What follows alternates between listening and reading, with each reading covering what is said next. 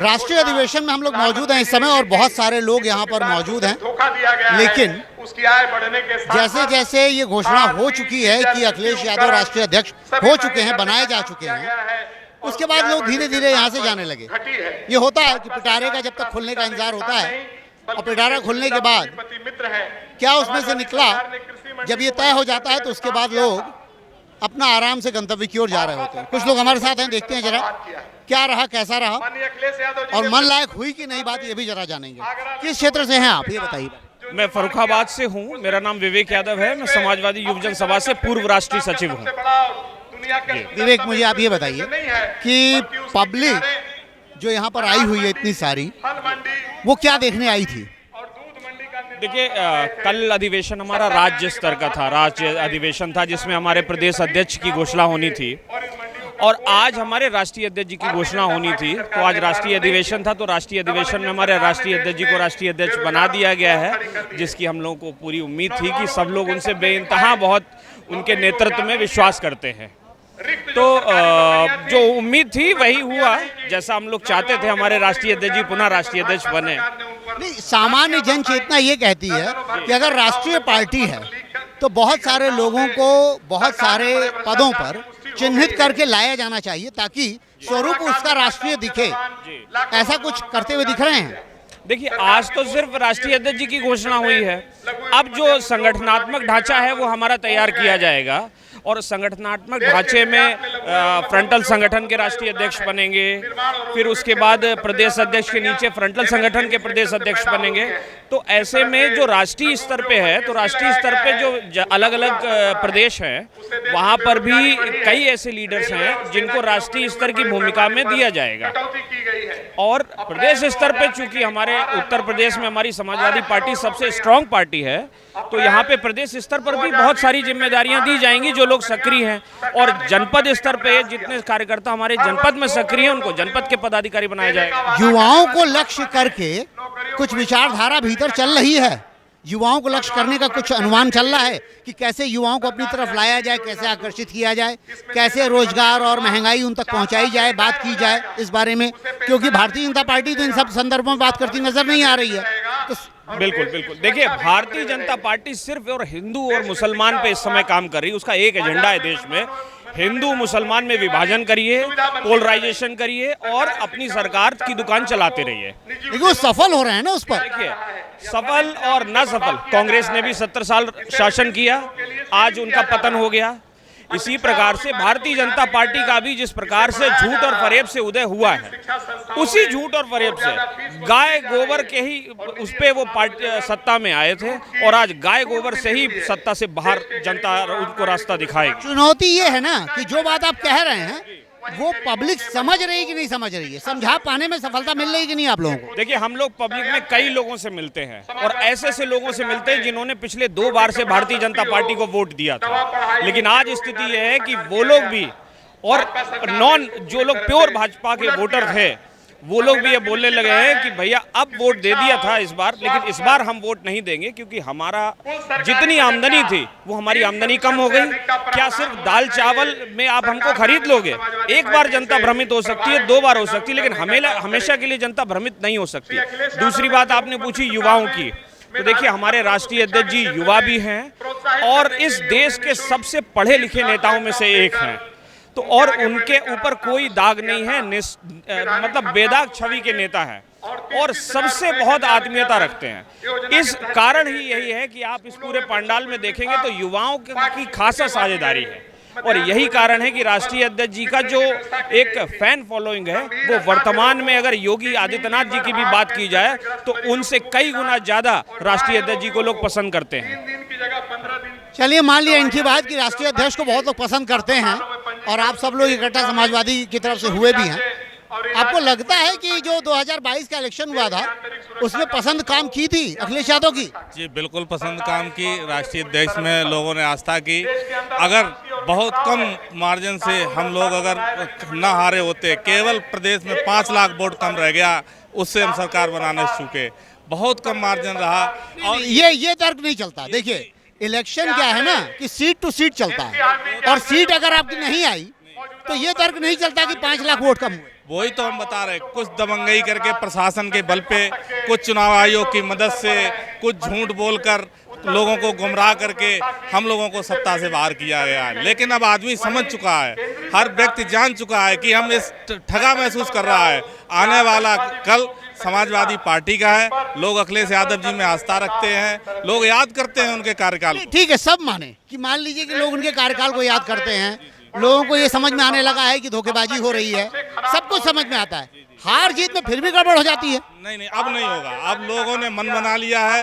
जो लोग हिंदू मुस्लिम के नाम पे गुमराह हो गए थे, वो पुनः वापसी समाजवादी पार्टी में अपनी आस्था रखते हुए, अखिलेश यादव जी को नेता मानते हुए, गरीबों के मसीहा हैं अखिलेश यादव जी, उनको नेता मानते हुए 2024 में समाजवादी पार्टी के ज़्यादा से ज़्यादा MP जिताने का काम करेंगे और केंद्र में भी अखिलेश यादव जी की भागीदारी होगी। वापसी की राह 2024 में, वापसी की राह समाजवादी पार्टी बाट जो हो रही है, आएगी, एकदम पक्का आएगी। आज जो नेतृत्व राष्ट्रीय अध्यक्ष, राष्ट्रीय कार्यकारिणी ने निर्णय लिया है, जो माननीय अखिलेश यादव जी को राष्ट्रीय अध्यक्ष बनाया गया है, इनके संघर्षों को देखते हुए पुनः जो है दोबारा जो है राष्ट्रीय अध्यक्ष बनाया गया है कि 2000 पार्टी उनकी है तो राष्ट्रीय अध्यक्ष तो बनेंगे। नहीं, ये बात तो नहीं है।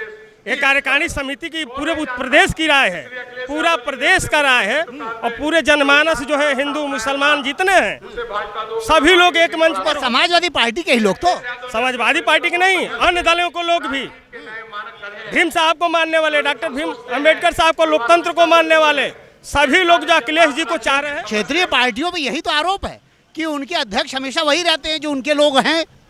कर्मठ जो होता है, कार्य करने वाला होता है, उस पर विश्वास होता है। ये राष्ट्रीय अध्यक्ष अनपढ़ नहीं है, पढ़े लिखे हैं, हिंदुस्तान में भी पढ़े हैं, विदेश में भी पढ़े हैं, और इनकी राजनीति करने की एक शैली जो है, इनके पिता को देखे ही हैं आप, उनकी राजनीति करने का चरखा दाव क्या चलता था, वही दाव कुछ न कुछ बापे पुत्र प्राप्ते घोड़ा अखिलेश जी को मिला है। चुनौती ये है ना कि काम बोलता है, इस बात पर आए, और काम बोलते हुए लगातार ये बात भी किए, काम किया भी, ये नहीं कह रहा हूँ कि काम नहीं किया, लेकिन उस काम का मोल नहीं मिल पाता। ऐसा है, जनता है, जनता कहीं न कहीं बहकावे में आकर सत्ता के दबाव में, EVM के दबाव में जो है कहीं कहीं चोरियां की गई और कार्यकर्ताओं को धमकी देकर धमकाया गया वोटर लिस्टों से नाम। आपका क्षेत्र क्या है? गाजीपुर। गाजीपुर? जी, गाजीपुर। गाजीपुर आजमगढ़ में तो ठीक ही है जी, वहाँ तो सातों के सातों सीट विश्वास। तो क्यों धर्मेंद्र यादव हार गए आजमगढ़? धर्मेंद्र यादव को जो राष्ट्रीय अध्यक्ष ने मौके पर नहीं गए, ये भी कमियां हैं कि राष्ट्रीय अध्यक्ष को जाना चाहिए, और राष्ट्रीय अध्यक्ष पहुंचे होते तो धर्मेंद्र यादव जीत गए होते चुनाव। ये सत्य बात। मजेदार बात बोले आप, राष्ट्रीय अध्यक्ष सबके चुने हुए भी, सबके प्रिय भी हैं, और फिर वो नहीं गए तो धर्मेंद्र यादव हार गए। जी, ये सत्य है कि राष्ट्रीय अध्यक्ष यदि गए होते, कुछ संगठन के लोगों ने ऐसा निर्णय क्या लिया, तो राष्ट्रीय अध्यक्ष धर्मेंद्र यादव कोई मामूली नेता नहीं है। धर्मेंद्र यादव जो है आजमगढ़ से चुनाव जीते होते, और जरूर जो है लोकतंत्र जो है लोकसभा में जाकर बैठे होते, अपनी आवाज को दमदारी से उठाते। लेकिन जनता कहीं न कहीं राष्ट्रीय अध्यक्ष के नहीं जाने का महसूस किए। इसका कारण है कि धर्मेंद्र यादव जी चुनाव हार गए। जरा आप भी कुछ बोलेंगे? ये बोल रहे हैं हमारा सबसे बड़ा ये मनदीप यादव है, महासचिव है फरुखाबाद के। तो परिचय लेता हूँ ना। जिलाध्यक्ष है, बोलना मत। नहीं बोलूँगा। परिचय दीजिए। मैं मनदीप यादव, एडवोकेट, जिला महासचिव समाजवादी पार्टी फरुखाबाद से। और फरुखाबाद से ही कैसा है माहौल फरुखाबाद में? माहौल बहुत ही शानदार है, और प्रदेश में रूट लेवल पे जो अभी आप देख रहे हैं जिस तरह के परिवर्तन आए हैं, सरकार में परिवर्तन आए हैं, तो इससे कहीं न कहीं प्रदेश की जनता, जनपद की जनता हमारे आप को ठगा और छला महसूस कर रही है। 2014 ले लीजिए, 2017 ले लीजिए, 22 ले लीजिए, सरकार, हमारे जनता जो है ठगा और छला महसूस कर रही है कि किस तरह से जो है इनके लोक लुभावन वायदों में आकर के बार बार प्रदेश और देश की जनता अपने आप को ठगा छला महसूस कर रही है। माहौल ठीक है, और आने वाले समय में जो आगे आने वाले इलेक्शन हैं, चाहे वो नगर निकाय के चुनाव हैं या वो पार्लियामेंट के चुनाव है। एक सवाल बड़ा है, क्षेत्रीय पार्टियों के अध्यक्ष जिनके थ्रू पार्टियां बनी, चाहे वो मायावती हों, चाहे वो अखिलेश यादव हों, चाहे कोई भी, केजरीवाल हो, खुद ही, ये सब खुद ही अध्यक्ष बनते हैं, दूसरे चेहरे आते नहीं, फिर राष्ट्रीय का ढोल कैसे पीटते हैं? नहीं, ये इस क्वेश्चन से हम बहुत ज़्यादा सहमत नहीं है। इसलिए सहमत नहीं है कि जो अभी तक देश की भारतीय जनता पार्टी की सरकार में प्राइम मिनिस्टर हैं, क्या इनके अलावा नरेंद्र मोदी के अलावा कोई दूसरा चेहरा नहीं? किसी दूसरे व्यक्ति ये as a prime minister project नहीं कर सकते थे भारतीय जनता पार्टी? ये क्वेश्चन रही बात प्रतिभा की बात है, हमारी पार्टी में प्रतिभाओं की कमी नहीं है। माननीय अखिलेश यादव जी प्रतिभावान नेता है, वो हमारे नेता हैं और हम सबके पूरी तरह से उनको इस तरह से युवा नेता है और नेतृत्व की उनमें बड़ी क्षमता है।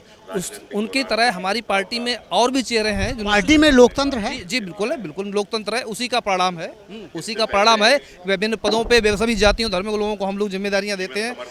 सभी जातियों धर्मों के लोगों को सांसद, विधायक, मिनिस्टर जिम्मेदारी पदों पर रखने का काम करता है। ये पार्टी का लोकतंत्र है।